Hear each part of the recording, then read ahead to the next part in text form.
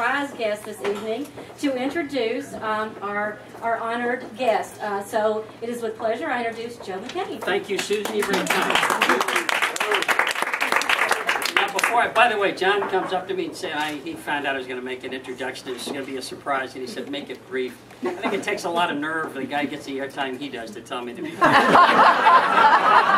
He's a senator, and I'm not, so that's what I got. First of all, I think all of the Murray men and maids, as I like to call ourselves, need to really thank Susan and David for this incredible event, because I can't think of anything more difficult than putting together a private fundraiser, the guest list, the food, the RSVPs, everything. So I wonder if you'll join me.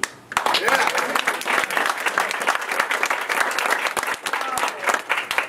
And now that I have a chance to introduce John, it occurs to me after hearing this brief that I have a really wonderful opportunity here, and that's, you know, older brother, younger brother, years of unsettled scores. I could say pretty much what I want. No, I'm just kidding. When I was a newspaper reporter and I was assigned to do an in-depth feature story on a celebrity, like I interviewed Jonas Salk and Governor Reagan before he was thinking about running for it even, and several other people, I used to try to find two handles on that person. Something in their ethos, something in their essence that I could make the metaphor, find something in which I could grab with both handles, put it on my typewriter, and then talk about it. Yeah. Okay. Ladies and gentlemen, the senior senator here.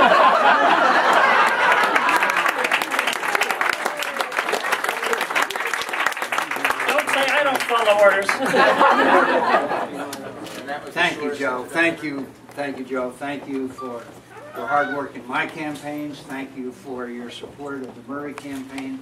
And thank you again for being a wonderful brother who I love and cherish. And so, just don't want to hear from you. Can I also thank Susan and David again for their kind hospitality. Thank you again, Susan. David, where are you?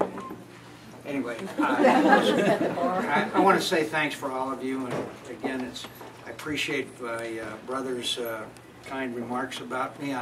It's better than I was going through Sky Harbor Airport in Phoenix the other day, and a guy ran up and said, "Hey," he said, "anybody ever tell you look a lot like Senator John McCain?" And I said, "Yeah." He said, "Well, doesn't it just make you mad as hell?"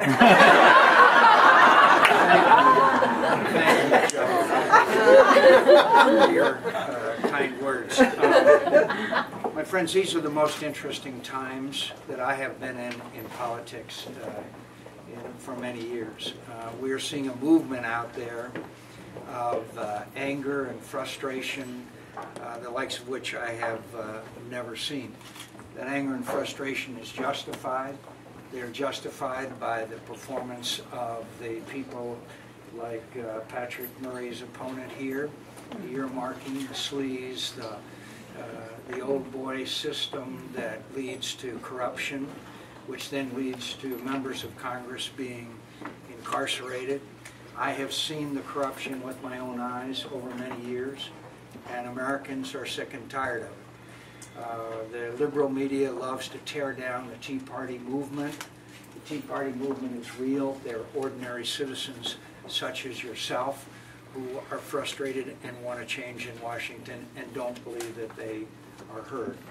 They are heard by Patrick Murray, a man who has served his country in war and in peace, a man who is willing to continue to serve.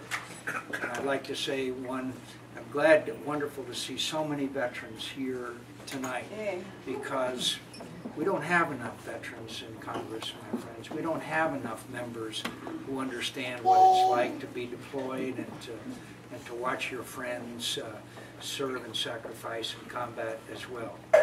Patrick epitomizes that in my view, and that's the reason why I am here tonight. I think it's very important for us to recognize that the anger and frustration that Americans feel today is directly related to our economy. I was on the phone this morning with a reporter actually a talk show host in Yuma, Arizona. We have 23% unemployment in Yuma, Arizona today. In Arizona, we have half the houses are underwater, i.e. they're worth less than the mortgage payments. And so Americans are hurting in a way that we have not in our lifetimes. And what did we do? We passed $1 trillion stimulus package. Remember, this was the summer of recovery? Yeah. And of course, the spending and earmarking and pork barreling goes on. And in case you have missed it, the new British Conservative government is doing exactly the opposite from what this government is doing.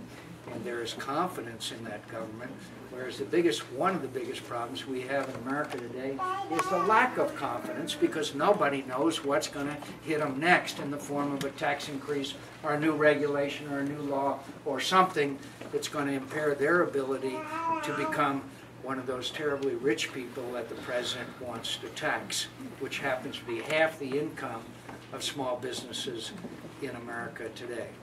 So on many normal occasions, it'd be very difficult, if not impossible, to unseat a long-time incumbent. I promise you, if we're ever going to win this seat, it has to be on November 2nd. Yeah.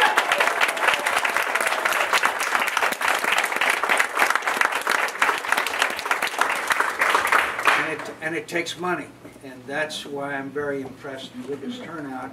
And I've been asked by the Finance Committee to give you the good news and the bad news about tonight's fundraiser.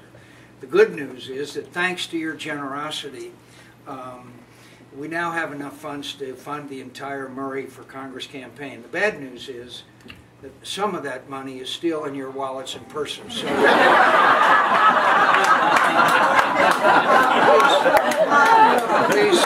please keep that in mind before you leave tonight.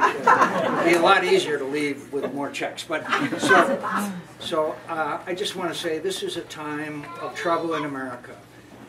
We need someone who has served his country.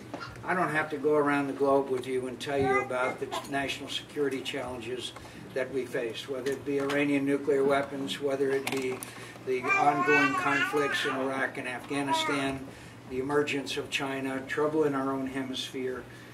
The challenges are, in many ways, far more varied and substantial in many respects than even during the Cold War. And we have an uncertain trumpet for a leader. Anybody who tells the enemy when you're leaving that it's very hard to expect the allies not to make adjustments, and it's very hard to expect us to defeat our enemies. And I want to assure you that Patrick will be a voice for the men and women who are serving, the background of many, many years in the military and in national security issues, and he will go a long, long way and make a great contribution to ensuring the safety of our young men and women who are serving as we speak in very difficult conditions throughout the world. In closing, I'd just like to say, before we ask Patrick to speak, I'd like to ask your sympathy for the families of the state of Arizona, because Barry Goldwater from Arizona ran for President of the United States. Morris Udall from Arizona ran for President of the United States. Bruce Babbitt from Arizona ran for President of the United States. I from Arizona ran for President of the United States. Arizona may be the only state in America where mothers don't tell their children that someday they can grow up and be president. Ladies and gentlemen, the next congressman from the 8th Congressional